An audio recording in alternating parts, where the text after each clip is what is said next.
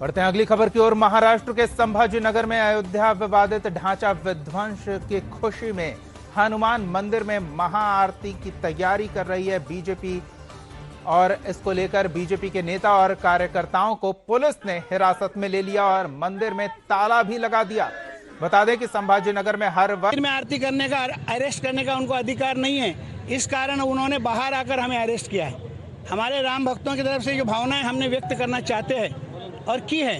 Bharatiya Janata party जब आज इस समय मंदिर का निर्माण हो रहा है, उसके आनंदोत्सव में हम मना रहे हैं। इसमें वो दिन तो शौर्य दिन तो उस समय का था, 6 दिसंबर 1992 का। लेकिन आज यहाँ पर सभी भारतीय जनता पार्टी, मैं निषेध करूँगा सरकार का। मेरे शहर के जिला अध्यक्ष संजय केनेकर जी को उन्होंने भाजपा का कार्यालय में से अरेस्ट किया। ये बहुत दुर्भाग्यपूर्ण बात है। महाराष्ट्र शासन को क्या अधिकार था कि इनको पकड़ना चाहिए? भाई हमने तो कोई गुनाह तो नहीं किया था।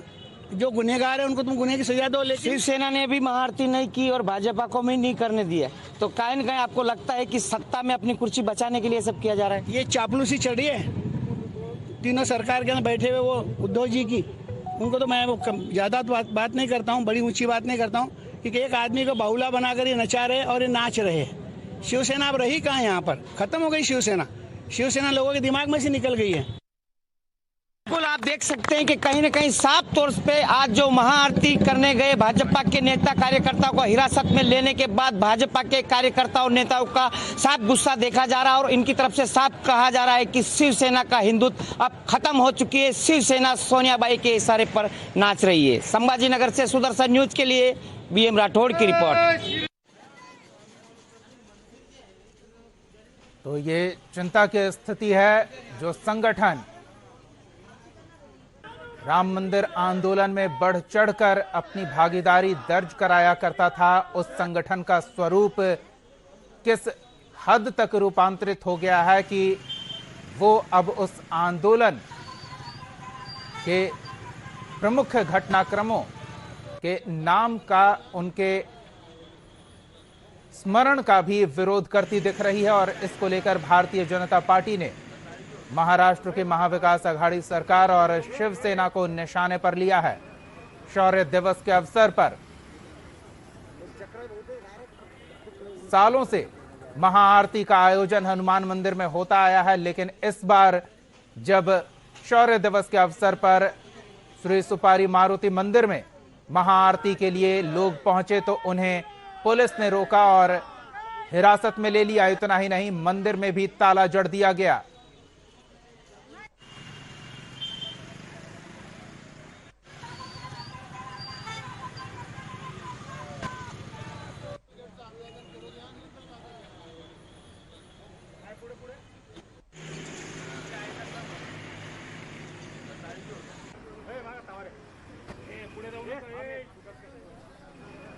हमारे सहयोगी बाबूलाल राठौड़ और अधिक जानकारी के साथ जुड़ रहे हैं। बाबूलाल, जिस शौर्य दिवस को लेकर शिवसेना सालों से बड़ा आयोजन करती आई है, उसी शिवसेना की मौजूदगी में महाविकास आघाड़ी सरकार के गठन के बाद से शौर्य दिवस के आयोजनों पर प्रतिबंध लगने लगा है। और सिर्फ आयोजनों को प्रतिबंधित नहीं किया जा रहा है, मंदिर में भी ताला लगा दिया जा रहा है और शौर्य दिवस से संबंधित आयोजनों में आने वाले लोग काफी आक्रोशित नजर आ रहे हैं। पूरी स्थिति की जानकारी चाहेंगे आपसे।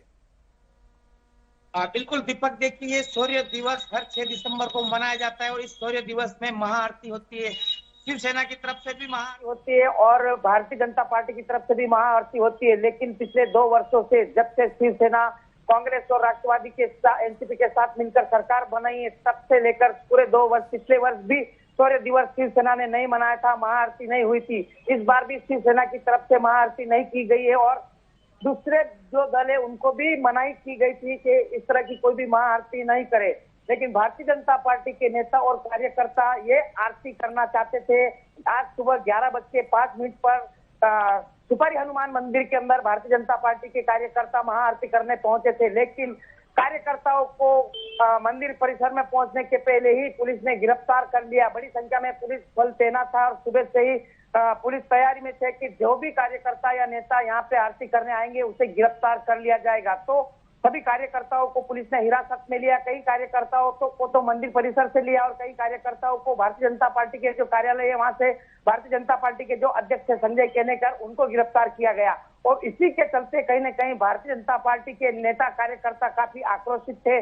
नारेबाजी की गई महाविकास आघाड़ी सरकार के विरुद्ध, ठाकरे सरकार के विरुद्ध। ये भी कहा गया है भारतीय जनता पार्टी की तरफ से कि ठाकरे सरकार शरद पवार और सोनिया गांधी के इशारों पर नाच रही है। जल्द ही इस ठाकरे सरकार का शिवसेना का पतन होगा, शिवसेना जो है उसका हिंदुत्व खत्म होगा। इस तरह से काफी आक्रोशित किया, क्योंकि एक तरफ पहले जो शिवसेना जब सत्ता में नहीं थी तो लगातार सबसे पहले आरती करने शिवसेना पहुंचती थी, चाहे फिर पुलिस गिरफ्तार करने को भी आ जाए तो शिवसेना की तरफ से ये महाआरती धूमधाम से की जाती थी। बड़ी संख्या में शिव सैनिक उपस्थित रहते थे, लेकिन 2 सालों से ये सब कुछ बंद हो गया है। आज की अगर बात करें तो आज एक भी शिव सैनिक मंदिर में नहीं दिखाई दिया, आरती नहीं हुई। वहीं इस जो मंदिर में आरती होने वाली थी उस मंदिर के हनुमान मंदिर था, सुपारी हनुमान मंदिर, उस मंदिर को भी ताला लगा दिया गया।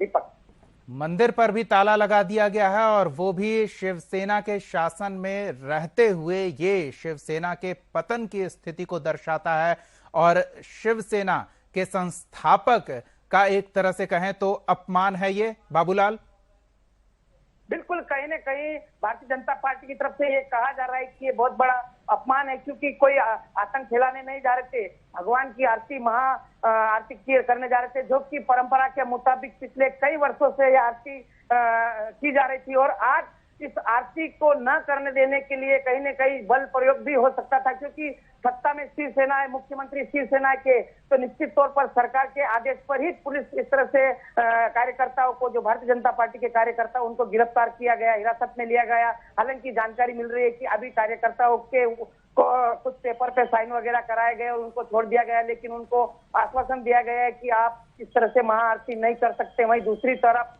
आप जानकारी ये भी मिल रही है कि रजा एकेडमी और पॉपुलर फ्रंट ऑफ की तरफ से बाबरी ढांचे को लेकर विरोध प्रदर्शन किया जाएगा। आज दोपहर 3 बजे के बाद ये कार्यक्रम 2 जगहों पे रखा गया है, विभागीय आयुक्त कार्यालय पे और शहर के चंपा चौक पे। अब देखने वाली बात यह है कि जिस तरह से भारतीय जनता पार्टी के कार्यकर्ताओं को पुलिस ने हिरासत में लिया, महाआरती नहीं करने दी गई है, क्या अब पुलिस प्रशासन उन रजा एकेडमी के लोगों को और पॉपुलर फ्रंट ऑफ के जो लोग हैं, जो जिन्होंने औपचारिक ऐलान किया है कि हम आज बाबरी को लेकर विरोध प्रदर्शन करेंगे। बाबूलाल, तो ये वही रजा एकेडमी है जिसका नाम पिछले दिनों महाराष्ट्र में हुए जिहादी गतिविधियों के लिए, हिंसक गतिविधियों के लिए और अव्यवस्था फैलाने के लिए सामने आया था और उस पर कार्रवाई भी हो रही है। जी बिल्कुल, वही रजा एकेडमी है जिसने पिछले दिनों में हमने देखा कि मालेगांव, नांदेड़ और अमरावती हिंसा भड़की थी, जिनकी वजह से जिन्होंने महाराष्ट्र बंद का ऐलान किया था और ये हिंसा हुई थी। वही रजा एकेडमी ने आज बाबरी मस्जिद गिराने के लिए 6 दिसंबर को विरोध प्रदर्शन करने का इशारा दिया है और अभी 3 बजे के बाद उनका ये कार्यक्रम है। हालांकि सुदर्शन की नजर इन सब के ऊपर लगी हुई है कि आखिर ये क्या करने वाले हैं, क्या करेंगे और क्या पुलिस इनको हिरासत में लेगी। बाबूलाल, ऐसे में यह भी जानना महत्वपूर्ण है कि प्रशासन ने कोरोना के ओमिक्रॉन वेरिएंट के प्रभाव को लेकर किसी भी कार्यक्रम की पूर्व अनुमति लेने को लेकर कुछ दिशा निर्देश जारी किया है या फिर राष्ट्रीय स्तर पर इस गाइडलाइन का पालन किया जाना जरूरी है ताकि ये संक्रमण ना फैले। तो ऐसे में अगर एक आयोजन को रोका जा रहा है तो दूसरे आयोजन को क्यों नहीं रोका जाएगा?